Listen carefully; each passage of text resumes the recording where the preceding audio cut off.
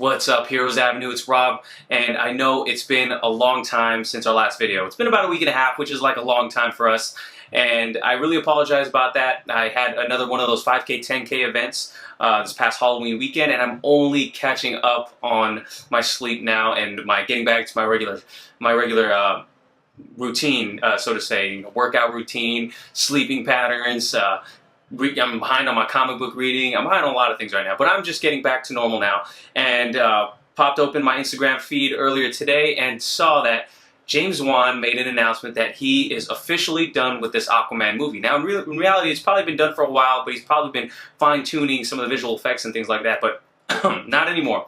After today, it is all done because he posted on his Instagram, and he is at Creepy Puppet. And he says, after 2 years of consuming and devouring every waking hour, this little indie movie is finally done. It was a monster undertaking. I can't thank enough the amazing post team of VFX/editors/sound for working tirelessly around the clock. Crazy long days, 7 days a week, for many, many, many weeks without a day off, towards making this unique and beautiful film. Everyone poured their heart and soul into it, and I can't wait to share this December 21st, or 21st of December. In the meantime, I'm going to go take a really long nap now. So I'm over here complaining about this 5K, 10K event when this guy has literally not slept in weeks probably getting this movie ready, and I'm so happy for someone who's this passionate about this. And I know every director is probably really passionate about their work, but you know, James Wan was one of those directors that WB asked him, what property would you like to take on? You know, he could have took on anything. Out of all of those things, he chose Aquaman. Aquaman, a character who's been, you know, ridiculed and been the butt of many jokes throughout the years. He chose Aquaman, and he is aiming to change the perception of Aquaman for the masses. And he's gonna I mean, from what I've seen, it looks like it's gonna be received well. But who knows? You know, I've thought a lot of things were gonna be received well because I really enjoyed a lot of what's come out for the DC universe, from the DC universe or the Snyderverse. But a lot of critics and a lot of fans didn't like it too. But, you know, movies are subjective. Everyone's entitled to their own opinion. But I am super hyped for this movie. And it's just cool to see that it's finally done.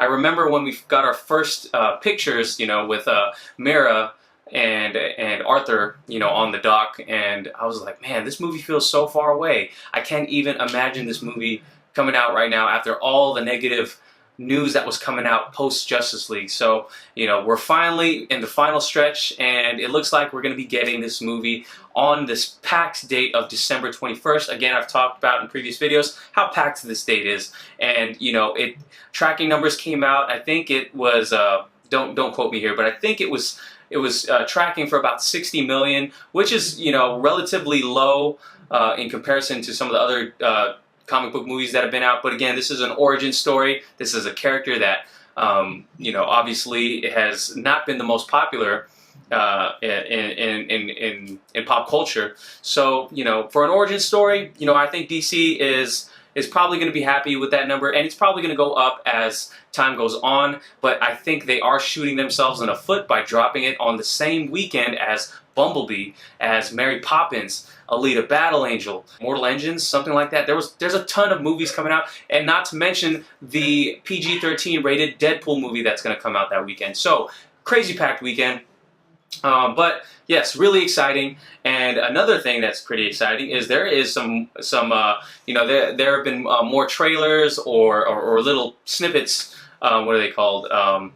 Little teasers that have been coming out lately. And one of these teasers, kind of, you see a little bit more of that trench sequence. Now, if you guys are Aquaman fans, or if you've at least read a little bit of Aquaman and you know about the trench, obviously Jeff Johns wrote, like, rejuvenated Aquaman in the New 52. I love Jeff Johns' run on New 52, and we get a little bit more of that trench sequence in one of these teasers, and I will play it right here for you, and then we'll go ahead and talk about it a little bit more.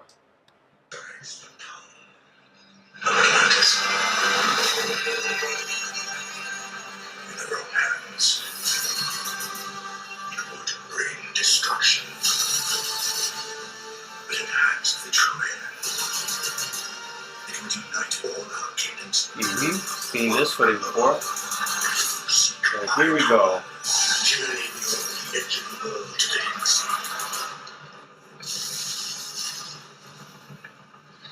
I love that background music.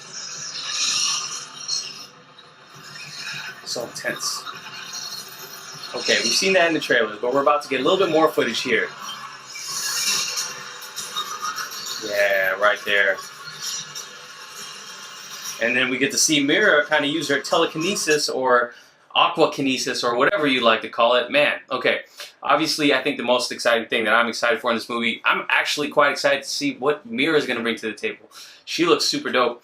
And again, yes, the trench sequence is the first storyline in, or the trench is the first storyline in Jeff Johns' run.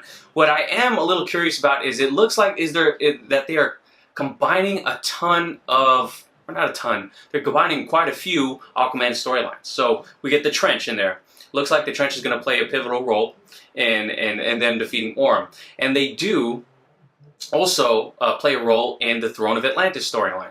So, and it looks like they're doing a version of Throne of Atlantis. Oh, focus, focus. Damn Panasonic cameras. Focus. There we go. Okay. So, again, we are... so it looks like they're combining the trench with the Throne of Atlantis storyline.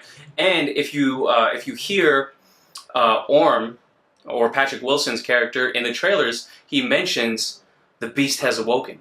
So if he's talking about the beast being awoken, he may be talking about the Kraken. And the Kraken plays a role in another storyline of Aquaman. So it seems like they're combining a ton of storylines. So I'm really, it looks like they're going all in on this movie, and they're combining the best storylines of Aquaman that I've read. I haven't read none of the Rebirth stuff yet, but the New 52 run of Aquaman, amazing. At least Jeff Johns' run. Everyone's entitled to their own opinion, but man, incredible. So I'm just wondering, like, man, they're using all of the best storylines. The trench storyline, the Throne of Atlantis. They're utilizing the Kraken already. I'm wondering what they're saving for later on, because I know James Wan already does have ideas for an Aquaman 2, and hopefully he's not thinking about that too soon, because we first got to see how this movie does. But I am really excited that this movie is done, and it looks like the first screenings of this movie are going to be in Brazil. I think Jason Momoa posted that on his Instagram too. Brazil's going to be the first place at one of these Comic-Con conventions that's going to get to see Aquaman. And I am super jealous. I hope we do not see any spoilers leak our way, because for me, I don't know about you guys, it's really hard for me to click away from spoilers. Yeah, so I remember when Justice League came out, there were things on YouTube, speculation videos, and a lot of them were correct in a lot of the things that happened in Justice League. So I hope we don't get spoiled about what happens, but I am excited that the movie's finished. And I'm just going to try to ignore all the rest of these teasers, because I'm all in for this movie already. So that's all for today, guys. Let me know what you think about this new footage that we get to see of the trench storyline. Are you all in on this movie? How well do you think it's going to do at the box office? Let me know in the comments below. Give this video a like if you can. Subscribe if you haven't already, and I'll catch you guys later. Peace.